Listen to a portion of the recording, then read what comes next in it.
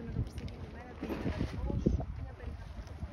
Παιδιά, η φωτιά ήταν πάρα πολύ μεγάλη. Ξεκίνησε από το Βαρνάβα και σε πολύ λίγες ώρες ήρθε στη λίμνη. Στην ουσία όλο αυτό το ρέμα, με το που έπιασε η φωτιά στο ρέμα, ήρθε κατευθείαν από κάτω στη δική μου επίσης ήρθε πάνω από τη λίμνη Μαρτίνου και γενικά μας κύκλωσε. Πολεμάγαμε όλο το απόγευμα. Η πυροσβεστική ήταν πάνω στον δρόμο, προσπαθούσε να κόψει τη φωτιά, δεν τα κατάφερε. Υπήρχαν οχήματα, αλλά δεν κατάφερε κάτι. Εμείς πολεμάγαμε εδώ πέρα με τα αγροτικά μηχανήματα, με τα τρακτέρ. Αν κάνετε πλάνο εδώ, υπάρχει σχέδιο πυρόσβεσης, υπάρχει πυρασφάλεια με ΔΕΚ, τα οποία δεν καταφέραν σε τέτοιες θερμοκρασίες να αντιμετωπίσουν αυτό το πρόβλημα. Φανταστείτε, για 2 μέρες, ακόμα και τώρα υπάρχουν μικροαιστείες που πάμε και επεμβαίνουμε. Ήταν δύσκολο, ήταν πολύ δύσκολο το κομμάτι αυτό. Τώρα εδώ τι καταστροφή έχουμε στην επιχείρησή σας?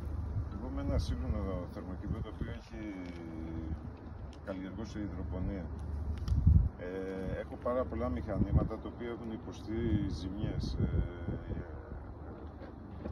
Λάστιχα, μηχανήματα, ψυγεία, φίλτρα, όλα αυτά, σάκους υδροπονίας. Συν την καλλιέργεια, η οποία είναι όλη αφυδατωμένη, και αυτή που δεν κάει, και εδώ πέρα αυτό το κομμάτι έχει καεί.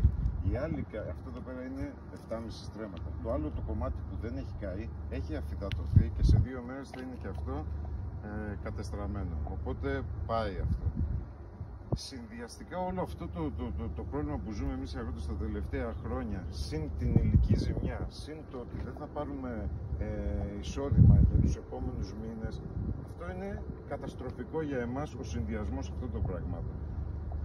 Καταλαβαίνω ότι είναι μια πυρκαγιά, είναι δύσκολο, αλλά για μένα είναι ακόμα πιο δύσκολο οι επόμενοι μήνες. Δηλαδή δεν ξέρω πώς μπορούμε να τα φέρουμε, να τα απεξέλθουμε οικονομικά και να κάνουμε αυτό το restart που θέλει αυτή η μονάδα για να ξαναξεκινήσει. Αυτό είναι το μεγαλύτερο πρόβλημα και ο προβληματισμός μου τώρα. Σαν κοστολόγια ακόμα δεν έχω μαζέψει τα κομμάτια μου, δεν ξέρω πώς και τι τελική ζημιά έχω, γιατί ακόμα, φανταστείτε, προσπαθούμε να μαζέψουμε τα τελείως απλά. Να ξεκινήσουν δηλαδή να πηγαίνουν νερά σε κάποια χωράφια, τα πιο απλά. Μπορεί να υπάρχουν και έλλειψη τώρα σε σωλήνες στην περιοχή, δηλαδή δεν βρίσκονται καν σωλήνες.